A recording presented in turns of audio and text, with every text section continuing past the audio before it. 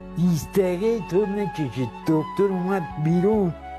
گفتم آقای دکتر چه خبر؟ گفت برو دیگه باغ رضوان پیگیرش باش، مسائل باغ رضوان تو انجام بده. باغ رضوان هم قبرستان ارومیه است. دکتر رو زورکی برگردوندم به اتاق عمل. گفتم به هر چی که اعتقاد داری برگرد.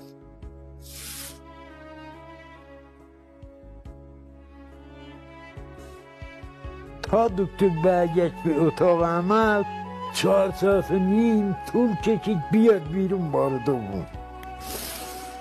بعد از 4 ساعت و نیم تا اومد بیرون منو صدام کرد. رفتم پیش دکتر. دکتر بهم گفت که شما با خدا ارتباط داری؟ گفتم نه ارتباط ندارم، اعتماد دارم.